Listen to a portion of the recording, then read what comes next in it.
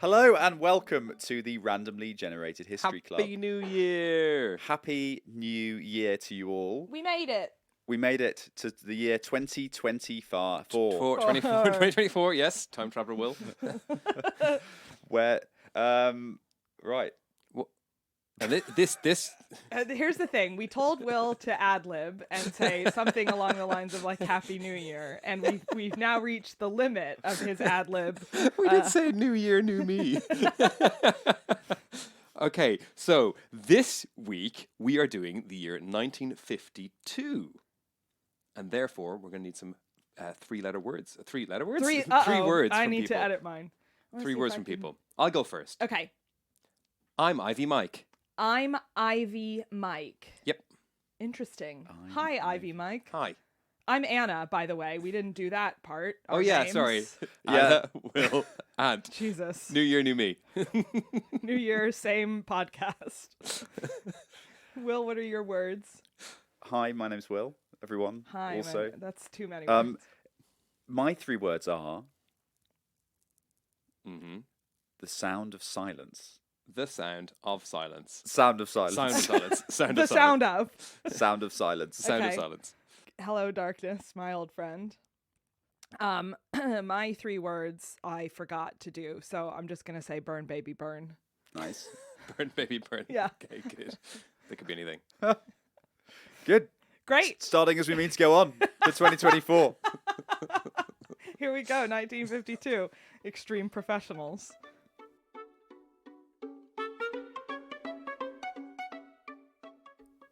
So today I'm going to talk about the American composer John Cage. John Cage and his most famous Brother Nicholas.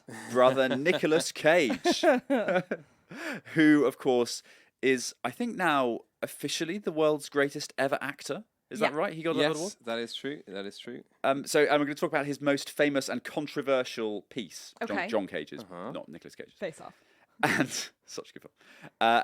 And this piece is called 4 minutes 33 seconds, Oh, and was first performed in the year 1952, which I hope is the year we're doing this. That week. is, Yes. yeah, it is. the Well year. done. And Nice. I think I know this. So a bit of John Cage first of all. So he was quite a remarkable guy. He was a composer.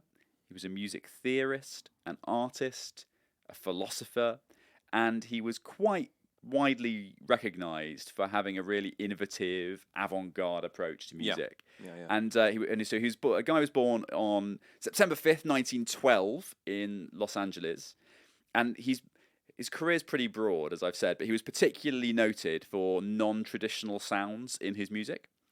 Like, for instance, startling a squirrel Oh. and recording the sound a startled squirrel makes. That's my ringtone. That is good sonic ambience there from squirrels. Yes. Yeah. Or listening to a hedgehog snoring, Oh, beautiful. and other types of music. You know who he would have loved? That guy who was obsessed with glands, who liked making weird music Oh my stuff. God, Yes. From the Yeah, Hedy yeah. Lamarr. Yeah. He'd love a theremin. Was theremins around then? Oh, I think so. I think it's one of the ugliest instruments, by the way. I think they Theremin. sound really cool. Is this the kind of laser? No, how does it work again? You it's move your the, like, electromagnetic. Star Trek, like.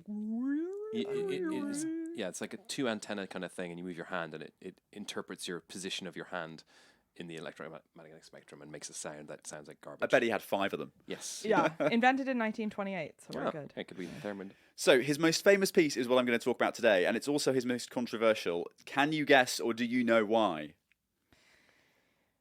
Well, I think I do know this. I mean, I think I can intuit it from your 3-word preview with Sound of Silence. So I Yeah. think his most controversial piece was a very bad cover version of a Simon and Garfunkel song that was 15 years before the song was released to the public. Am I right? You are correct. So it consists of. This is the track, if you can call it such a thing. 4 minutes 33 seconds. It consists of a pianist coming to a piano Okay. and not striking any keys for the duration of the piece, which is to say, it consists of nothing at all. Okay. And there are 3 movements to the tune, and the total length, of course, is 4 minutes and 33 seconds. But contrary to some misconceptions by some cynical types out there, it is not simply supposed to be 4 minutes and 33 seconds of silence. It actually isn't supposed to be the sound of silence. So it's supposed to be a challenge to kind of like the audience's perception of what music is. Okay. Yeah. And like the sound of the actual kind of like quote music unquote. Yeah. So my perception of music is that it contains some music. Yeah. Yeah. Yes. I mean, I wasn't ready to be challenged Or just, about like, I felt pretty sounds. solid in my conception of music. So there's a genre of music called noisecore, which is exactly as it sounds. It's just noise, and they take like all these electronic equipment pieces and just like push it to breaking point, and it's just disgusting. But I would say that's more musical than nothing, I think. Maybe it's not. Well- God, he's got me thinking. Or is it? Yeah, good question, John Cage. So the piece is actually supposed to be, or the music in the piece is supposed to be the ambient sounds within the environment in which you're listening to the music. Okay. Now, did the pianist move his fingers over the keys and just not strike them, or did he literally come out, sit on the bench, and do nothing? He sits at the bench. He does nothing. Okay. That's incredible. Imagine that Interesting. gig. You're a pianist. You've trained for years. You've gone to Juilliard. Yeah. You've been in Madison Square Garden. Yeah. You've done all the birthday parties. Yeah. And suddenly you get this gig and you're like, oh, what's my fee? I don't know. How much does a pianist get paid? Like $70 billion. $70 billion. Dollars. Exactly right. And you just sit there and do nothing. Yeah. Exactly. Amazing. I could do that. You could. You absolutely If could do anyone's that. hiring pianists, Yeah. please let me know. Specifically for cover versions of 4 minutes and 33 seconds. So the philosophy of the guy is that it's kind of influenced by his obsession with Zen Buddhism. Okay. And there's this idea that in any environment, there are sounds that could be considered musical Okay. and could constitute music. And it's like challenging what is actually supposed, what actually is the focus of your attention, during it, and what frames musical sound and all this kind of thing. Anyway, it's obviously a load of bollocks. But the it specifically he was interested in these ideas of like these quote white paintings unquote by this artist called Robert Rauschenberg, who which appeared to be blank white spaces. Yeah. And were. But so that's what it's all about. Is like what constitutes accidental sound and accidental music. And his piece is often viewed as a sort of form of meditation, inviting listeners to experience the sound of their environment in a new way. Amazing. So I'm on the Wikipedia page for it right now, and there is, you can play the song. Yeah. Yeah, It's a great I've recording. been playing it this whole time. No, we can't. The copyright infringement. Don't play that. Oh. We get a copyright strike. Okay, I'll stop. But I mean, just listen to it. It's really beautiful. sorry, I'm ruining it. No, I'm taking in the ambient noise of your of laughter, me. which is like music to me. There's other artists as well that have covered it, by the way. So Moby famously covered it. I just love this. I'm going to cover and it. also Depeche Mode also covered it. Yeah, that tracks. And there was another artist, I can't remember who it was. I want to say it was Korn or something. And they did a song that was 1 minute of silence. And they said, hey, this is extremely derivative. And they said, yeah, well, what it took John Cage 4 minutes and 33 seconds to say, we said in 1 minute. So, Oh my yeah, God. I think it was Korn, I'm not sure. Idiots. That's deeply profound. It's amazing. This is why they hate us. So he's continued to have, throughout the rest of his career, he continued to have like quite a big influence on the boundaries of music and sound, and using different ways to use non-standard instruments to try and create music. But like they weren't all just Left-handed flute. left-handed flute. Yep. Amazing. Non-standard. Very non-standard. And Forward-facing flute. Forward-facing flute. Yeah. It's really hard to... And in fact, a left-handed flute, of course, also an act of blasphemy. Yeah, it's not allowed in Orthodox churches. Yeah. So throughout his career, he's had this sort of continued. He died in 1992, but he had this like continued impact on musicians in this kind of part of the music industry. So like he was interested in exploring non-standard instruments and exploring like different ways of creating sound and music. And he's still in that world considered super influential. And so it's not just the silence thing that he did. Yeah. Yeah.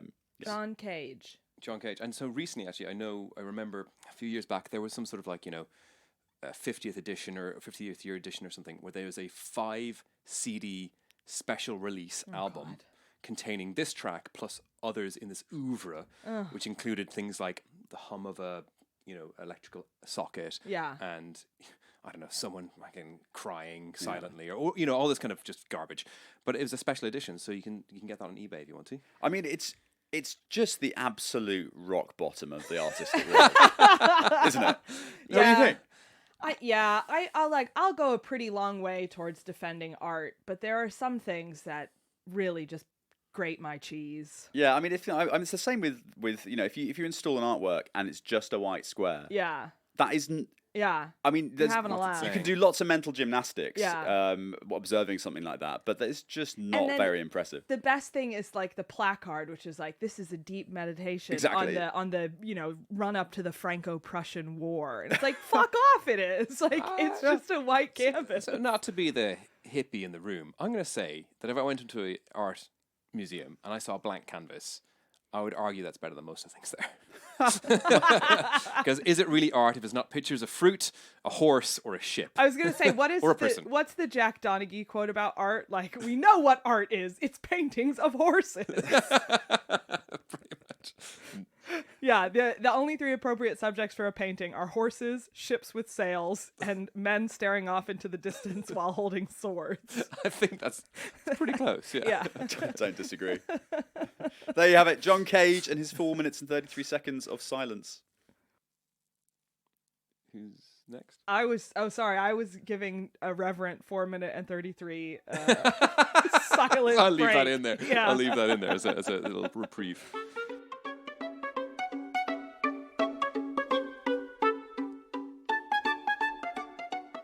I'm next. It's me. I'm Ivy Mike. So today we're revisiting November 1952 to explore the world's first hydrogen bomb test, Ooh. codenamed Ivy Mike. Ivy like the plant, or ivy like an ivy drip? IVY. IVY, okay. Ivy Mike. So this is obviously a very significant escalation in nuclear capabilities. Up until now, we had only the A bombs, atomic bombs, silly, pithy, stupid little toys, spud guns, and now we have the massive, impressive H bombs instead, much more powerful. Also, lots of political tension at this time in the 50s. So let's go back. Let's talk about the scientific breakthrough, the Cold War anxieties, and the dynamic cultural shifts. So as we look back at the 50s, it's important to grasp the kind of zeitgeist of the era. So obviously there was this tension and transition of powers, but in popular culture, for example, we had the very famous Johnny Ray's Cry was topping the Billboard charts, captivating the emotive spirit of the time. Can you sing us a couple of bars I of that? can absolutely do that, but I'm going to just read you this very cheery tune that was capturing the zeitgeist. If your sweetheart sends a letter of goodbye, it's no secret you'll feel better if you cry. Oh, I love that. That's a real takedown of toxic masculinity.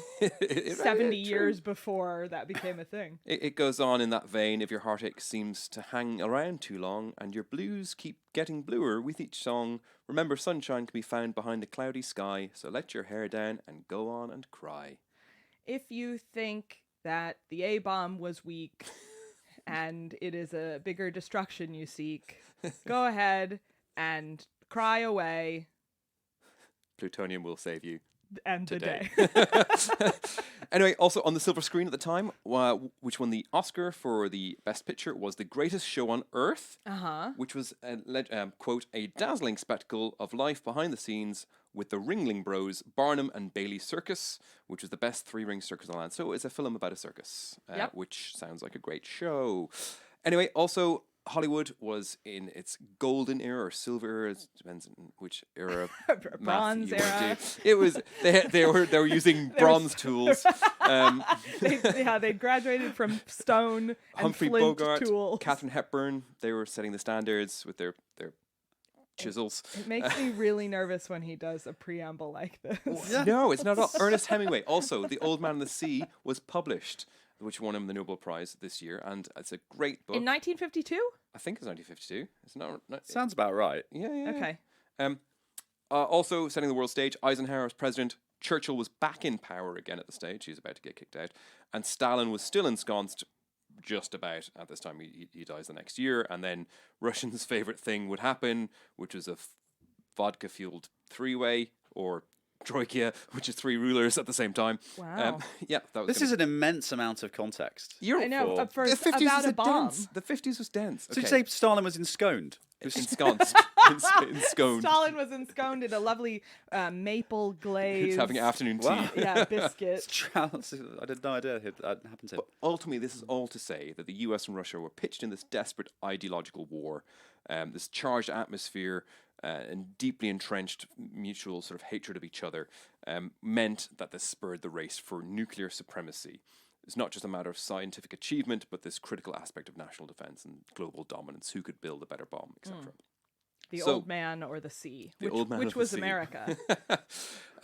So Is America the fish? I think America's the fish. Yeah. Yeah, I exactly. think Russia is like not in the book. America, like it. Spoiler alert. It ends up a skeleton, like dead on the boat, but technically didn't lose. Yeah. Yeah. exactly. USA. So the IV mic test was the brainchild of some of the most brilliant minds, obviously at the time. Edward Teller, often called the father of the hydrogen bomb, was a figure of controversy and acclaim. Obviously, it's a double-edged bomb that has been made. So Sorry, what are the two edges Good edge, bad of edge. the bomb? Yeah, good edge, good edge, bad edge. Okay. Yeah.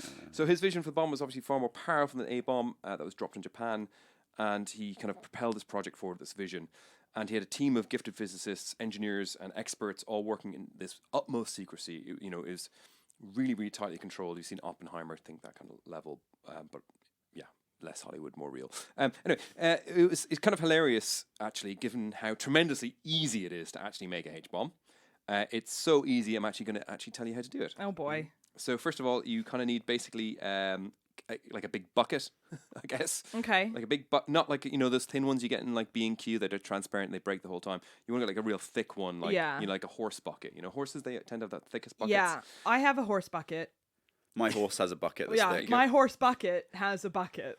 And then you just need like a run-of-the-mill standard, just basic fission primary stage. Sure. Yeah, My horse has that as well. Weirdly. White label's fine, but you should push for a brand one if you can get it. Okay. But that is, of course, consisting of uranium-238, tritium, more uranium, and a vacuum. Like a Hoover? I don't know. Can a Henry the unclear. Hoover work? Wikipedia was not very clear on this. Okay. So bung that all in the bucket, stick in a bit of polystyrene foam, apparently. Yep. For radiation channeling. And then a pinch of uranium and a tamper or something. Yeah. And then some octane 95 fusion fuel, which is, of course, lithium-6 dioxide, or deuteride. I'm And really then a spark close plug. to having all of the required ingredients. Really, I don't know. Why did it take them so long? I know. I'm a Incredible. little short on tritium. When you grew up in Canada, I'm going to say. Yeah, it's pronounced Kansas. Sorry, Kansas, Canada. Kansas stuff. Did they have Blue Peter there? And are you aware of Blue Peter? I am only aware of Blue Peter because there is an epidemic among men of my age on their dating 21, thank you, on their dating profiles saying that they have a Blue Peter badge, and I just kept seeing this, and I was like, what does that mean? Is there really? Yeah. Did you put this on their profile? Yeah. Amazing. And I looked it up, and you all should be very proud of yourselves. Do you want to explain what it is for our American Yeah. Yeah, And please. do they have us in Ireland, by the way, as well? No, not so. No, Oh, we've got a different culture. So Ooh. God. So Blue Peter, I think it's still running. It's a British children's TV program that's been running, if it's still running, which it probably is, for I don't know, like 70 or 80 years now, continuously. And it is a kind of I don't know, what do you call a show where they do inane things all the time, like the One Show? like a kids show, or kind of like I don't know, like a Like this kind of show that's on at like 5 p.m. in the evening in the UK for adults, and they just have different segments on random stuff. Wait, but it's a kids show, or But it's aimed at kids. It's But aimed at kids. And okay. this used to be on at like 4:30 in the afternoon. Yeah. It was probably on You still come at the same home from time. school, you watch. Yeah, And So, anyway, yeah, one of the things that they used to have a garden, and they used to always have a dog, and they always used to go and like go and interview children doing interesting things across the country. Okay. Dog Uh, would. the dog dog would. would. The dog would interview children doing interesting things. But one of the things they always used to do was they had like a make it yourself at home segment, which is a repeated segment. Okay. Right. I Okay. was wondering how the H bomb comes in. yeah. One thing they would every always used to H-bomb do is blow up the dog with an H bomb.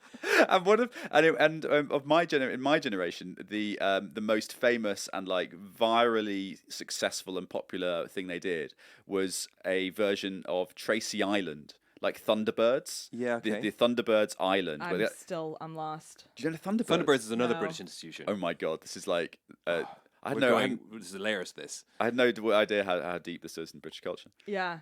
So Thunderbirds is a puppeteering show for kids. Where Okay. puppets were like spies. Yeah. They were secret spies, and they Cool. had gadgets, and they had like special craft, like and the Thunderbird 1, 2, 3, 4, 5, and they had like Thunderbirds are go. Like One was countdown. Thunderbird. One was a space. No, We was a don't need to go rocket. into Yeah, this. let's. I'm just gonna. Okay, got Thunderbirds it. were like kids, but they were puppets. Yeah, And they had American so accents. Blue Peter made a Thunderbird. Blue Peter taught a generation of school children how to create an incredibly complex international spy station in their homes over the Wow. course of a summer, and everyone used to send away for the packs. I think we could do a similar thing for a fusion bomb.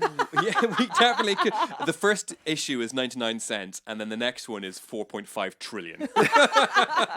You know, right before we started recording, when we were talking about our New Year's resolutions for the podcast, Yes. branching into merch was one Oh, of yeah, them. definitely. And t-shirts, hats, all that nonsense. But really, if we did a randomly generated history club branded fusion bomb kit, Yes, That would be so successful. they would fly off the It shelves. really would. Yeah. And I think global Sorry, they won't instability. fly because the ballistics is actually very complicated. And that'll be next year. Okay. Yeah. We'll probably have to do a collab with Raytheon for Yeah, the for the hypersonic ballistics. missile. Yeah. Yeah. And global instability is only rising. So what could be safer than total mutual assured destruction, not just Yeah. between nation states, but between every individual? Yeah. You know, everyone is mutually deterring everyone. Yeah, the only You know? way to Exactly. deter a bad guy with a bomb is a good guy with a Is bomb. everyone with a bomb. We should have a everywhere bomb with in a every bomb. school. Oh my god. Oh, Jesus. Sorry, carry on. Carry on I've with history. completely lost the run of this. Anyway, the chosen site for this historic test was Eninwatak Atoll, which was a remote location in the Pacific Ocean, which is actually about 40 coral atolls in a circle, and from space it kind of looks like a sandy ringworm, but it's very pretty actually, in spite of that. But it's no higher than 5 meters off the sea, so quite a low, scrap of nothing. And it's one of the most western atolls in the whole thing. The Bikini Atoll, you might have heard as well, the Bikini Island test and stuff there. So the preparation for the test was undertaken. It was really complex and, lots of precision engineering and stuff. The device, they built a massive structure, which was unlike anything previously built, in order to house the detonation chamber. And they So also- when you say unlike anything previously built, was does that mean this- it was like a 18-story duck or something? it was like...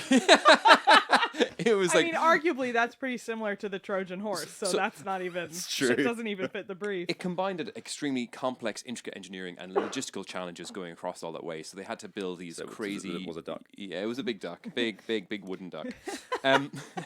But they also built what was called the Runit Dome, R-U-N-I-T Dome, which was to store the radioactive soil and debris post-test. Good news.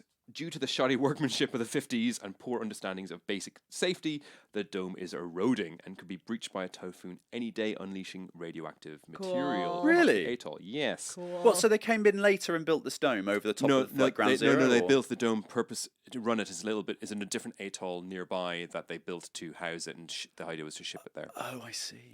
But even better news, we're actually not going to suffer from that because the contents of the lagoon that's contained within this circular atoll is actually more radioactive than anything that it contains in this Runit dome. Oh, cool. So, whatever. No point spending money on that. Also, there's huge subsidence happening in that place, and one of the areas that used to be above surface is now 1,400 meters below the surface. So, 1,400 meters below. yeah, it's not due to Wow. anything other than just Volcanic. just subsistence, tectonic. basically. Oh, Yeah, okay. just subsistence, and it just goes to show choose your places where you want to test bombs really carefully. Yeah. And don't build wooden ducks there, I guess. Anyway, as the test date Wise approached, words. the world was totally unaware of what was about to unfold, and some people were quite optimistic about the future returning to a more stable status quo of peacetime and cooperation. For example, the Helsinki Olympics had just concluded a few months earlier, where US won 76 medals and USSR won 71. Ha, suck it. Well, that kind of attitude is going to spur the Cold War on for sure. Yeah. But, you know, it's sort of, there's a bit of hopefulness in, and then obviously kaboom, that went up. But speaking of Helsinki Olympics, I've got a couple of quiz questions for you. Okay. The 100-meter dash in the men's, what time was it done in? In 1954? 1950, Two. 52, Sorry. yeah. Probably like 15 or 16 seconds. Mm-hmm. Because now it's about 9 or 10, right? It's like 9.5 or something. Yeah. Now. Yeah. 9.3. I reckon. Yeah, I reckon. I'm going to say. I'll say 14 seconds. 6 minutes and 32 seconds with a cigarette break. No, it was. Oh my god! I was like, hang on. Even I could run that is 100 blasé. meters in 6 minutes. So I actually thought, like you, that it would be very, very, very slow or something. It'd Yeah. be crazy, but actually no, it was 10 seconds and 10.4 seconds. Wow, So okay. actually still Okay. quite fast, like Cool. still pretty rapid. But humans have still improved that a lot. Oh, in they the have, meantime. but it's not like like I thought it'd be a lethargic, like little brisk jog with people with like Yeah. tight shorts and like curled curled mustaches or whatever. Anyway, for bonus points, this is for all the ducks. Can you name the top 3 countries at dressage this year? This in 1952. Yeah. Hang on, sorry. Can I just? I sometimes I don't always pay close attention. Yeah.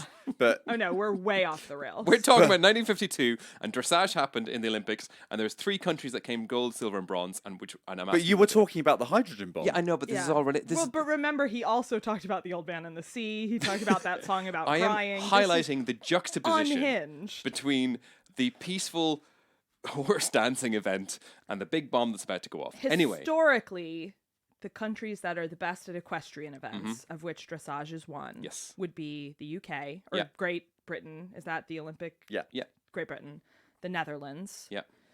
France. I would say, like Belgium, Luxembourg, You're right, but it is Sweden, Denmark, and France this year. Sweden. Sweden kind Denmark, of and swept all the France. horsey events, except for jumping, bizarrely, this year. Yeah, interesting. Which England did very That's well. because their horses GB. would have been less jet lagged because they only had to get to that's true. Helsinki. That is very true. That is true. Yeah. Anyway, 1952, November 1st, Ivy Mike was detonated, and it sent this shockwave, literally and figuratively, of awe, fear, and nuclear debris. The mushroom cloud, which is the largest that's ever been seen up until that point, rose over 100,000 feet into the Pacific air, or approximately 50,000 2-foot snakes, which was a stark reminder of the new power humanity had unlocked. And this 50,000 2-foot snakes is a terrifying power. terrifying. And how are they? They're all balancing. They're all organised themselves. Yeah. Well, they had Yeah. to like string them, I guess. You Oh, know, okay. and the long floss, and they just made them eat something, I guess, and it, kind of whatever. Anyway, this test ushered in the age of thermonuclear weapons, which is a period defined by its potential for unparalleled destruction up until this point. And an age we've been enjoying ever since. Ever since, we've been basking in the warm thermonuclear I glow. prefer to think of it as the age of Swedish dressage supremacy. So soon after this, Queen Elizabeth was coronated. So this is setting the time. You know, the legacy of Ivy Mike is quite complex, I guess you can say. It's obviously a remarkable scientific achievement, but there's also an escalation in the arms race and more proliferation of more powerful weapons, etc.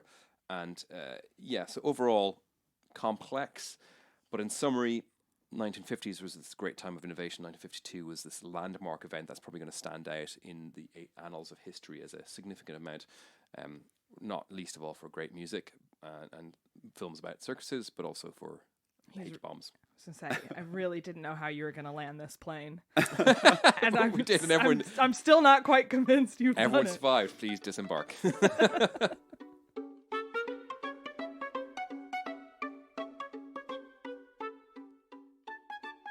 Okay. Well, I was going to talk about the Swedish winning dressage at the 1952 Olympics, so let me just rejigger real quickly. No, as Ant said, 1952, pretty pivotal year. He mentioned that that's the year Queen Elizabeth took the throne, and it's also pretty pivotal in terms of the decline of the British Empire. No. Yes, which I know you refuse to recognize. So, Will, I'm going to tell a fictional story for your entertainment. No, I just don't agree with the framing of decline. I just think this is a blip. Oh, Yeah, it's just yeah. oh, okay. You know? Yeah, the sun shall It's a good set time to again. invest. Buy low. Yeah. Also, just point, Queen Elizabeth was in 53. So That's right. Summer 53. The king died in 52, and she was Yeah. coronated So don't in at 53. me, okay? Yeah, fair enough. Good correction. Queen, king. And The Old Man and the Sea was released in 52, won the Pulitzer in 53, won the Nobel in 54. But captured our hearts ever since. Yeah, exactly. Terrible book. Okay. Do you not like it? Hemingway is not my favorite. Interesting. I recognize the craft. The style is not your favorite? Yeah. Yeah. I Yeah. like that it's short. Not for everyone. Yeah, it's true. It's famously short. brisk. Not just the overall length, but even the sentences. Are Yeah. sort of- Yeah, it's very pithy. Yeah, I get it, but I don't like it. Fair? Okay. Good. First edition of our book club complete. Let us know what you think in the comments. Right. Hey, hang on, In do we the- have comments? in the podcast In comments? the podcast Yeah, comments. leave us a review where you talk about how you like Old Man Actually, and the Sea. you know what? If you join our Patreon, this is actually true. Usually, we don't plug Patreon till the end. But if you join our Patreon, there's now like a community chat room thing, and we can all discuss the books. Oh and my it. god, I would love that. Yeah, I'm it I'm exists. Dying to hear from. This could be our the first listeners. topic. Okay, great. great. So you Old should Man join. and the Sea, good, bad, great. Yeah. Anyway, British Empire is about to go into its blip, by which I mean it's falling apart. There's Kenya's not going well in 1952, but I'm going to focus on Egypt. So the British occupied Egypt starting in 1882, and then in 1922 they recognized Egypt's independence, but they were still the de facto rulers of the whole place. It's like a puppet monarchy, basically.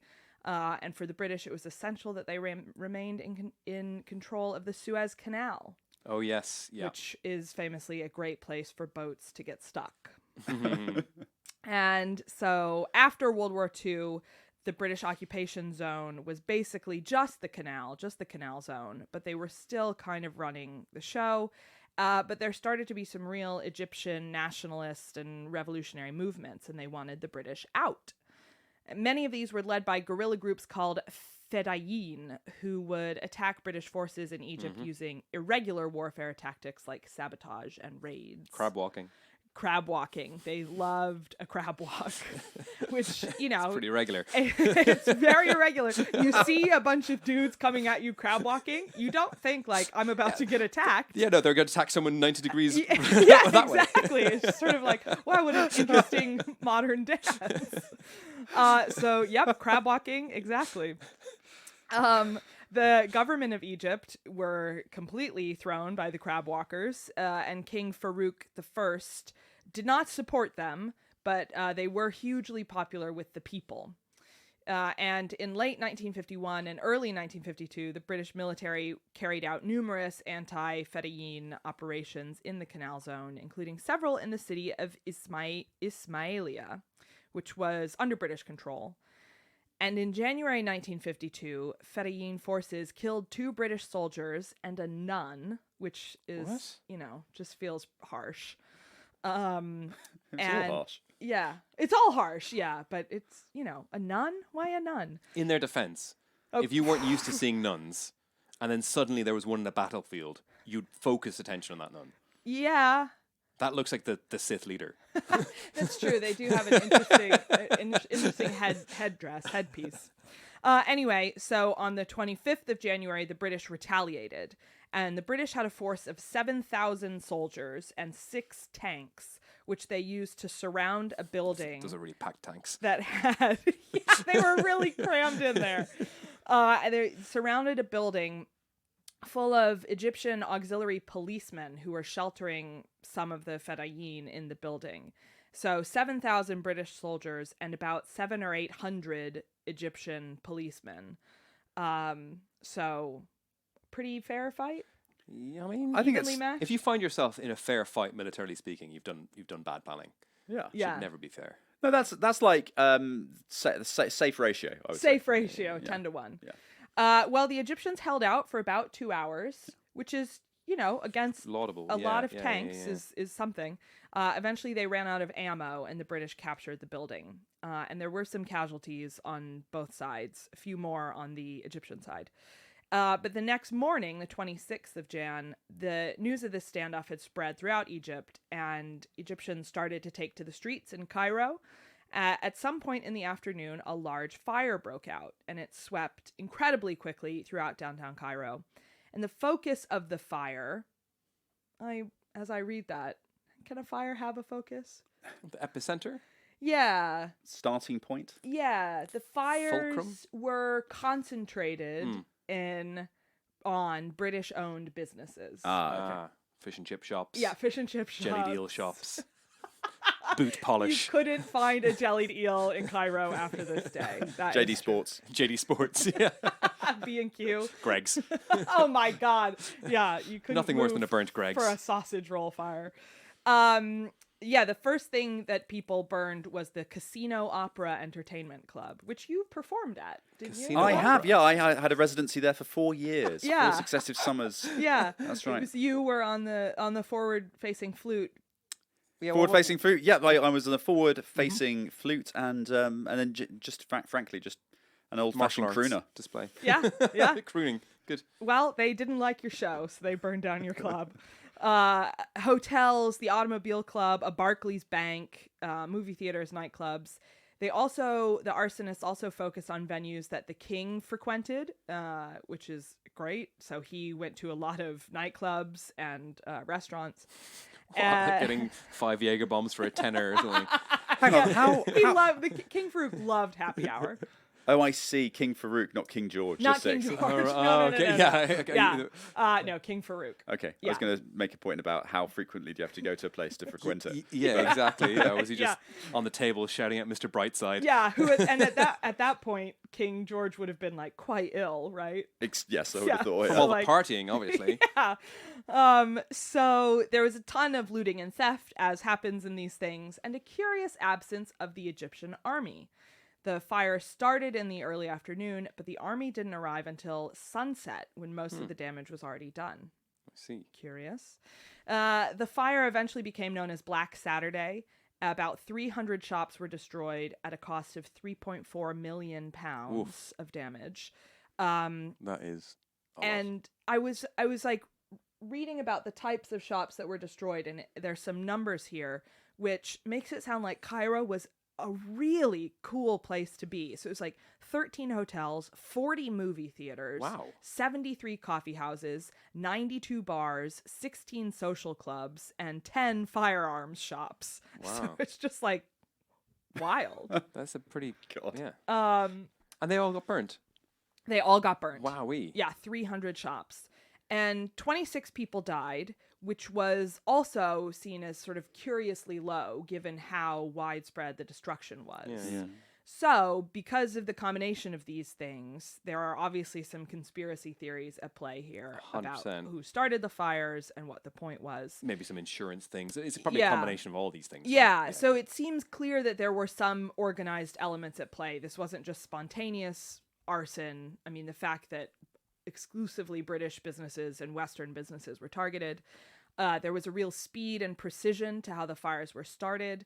They had tools to force open closed doors. They used acetylene stoves to melt steel barriers on windows. Acetylene torches don't melt steel barriers. Well, apparently they do in 1952. They used cars to execute the plan quickly. They chose Saturday afternoon for the attack because offices and stores were closed on the weekends, and the movie theaters would be in the post-matinee, pre-evening show lull. So people knew what they were doing. But who were they? Mole. Soviet Union. Moles. Soviet Union, moles. I think the they're communist animal, moles. or like inside Communist ground-dwelling rodents. subterranean mammals. I won't specify which animal it Okay, is. But great, but yeah. just moles. Yeah. Soviets are not typically cited as possible perpetrators. They kind of hadn't gotten involved in Egypt yet. They would soon after. Some people believe that King Farouk masterminded the whole thing to get rid of his prime minister, who he didn't like, and whose policies were more sympathetic to the revolutionary element. Some implicated the Muslim Brotherhood or the Egyptian Socialist Party. And of course, some people believe the British were behind it all to punish the Egyptian prime minister for unilaterally repealing the Anglo-Egyptian Alliance Treaty. And there were many investigations, but no culprits were ever found or charged, so the whole thing remains a bit shrouded in mystery. But in the aftermath, the king, Farouk, was more unpopular than ever, and there was a group of officers who had already been planning to launch a coup against him, but the fire convinced them to actually bring forward that date. And in July 1952, two guys you've probably heard of, Mohammed Naguib and Gamal Abdel Nasser, led the successful coup to depose King Farouk and launched the Egyptian Revolution. So there you go. That's crazy. I didn't know that. That's so many fires. A lot of fires. Big Black Saturday, big fire. But like, I guess it didn't suit the king in the end, really, did it?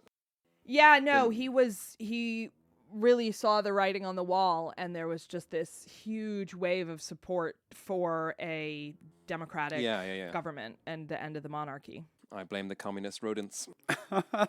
You always do. For sure.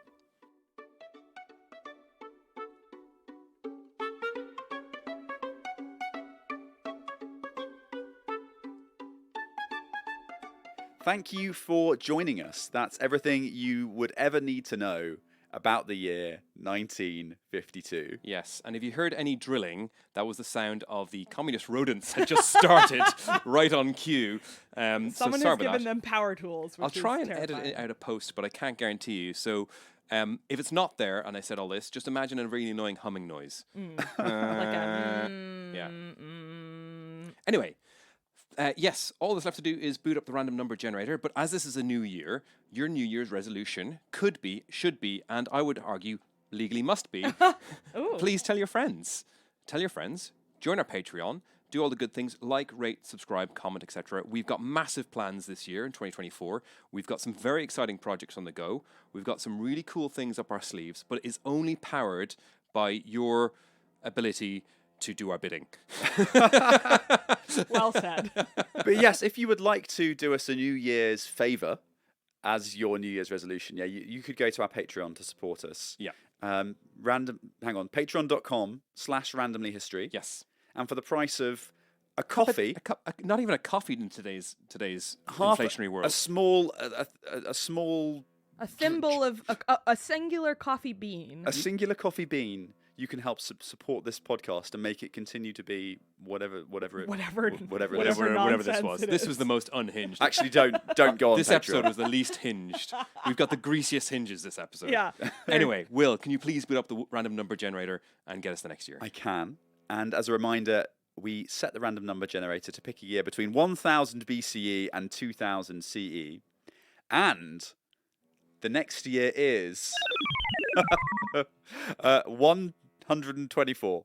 124. Okay. Rome. No, I actually think, I'm looking back we at have the not data. done that before. Have we? No, we haven't done that before. I was going to say, have we done anything in the 2nd century? But we have. We did 177, of course. This could be quite a tough one to do, actually. 124.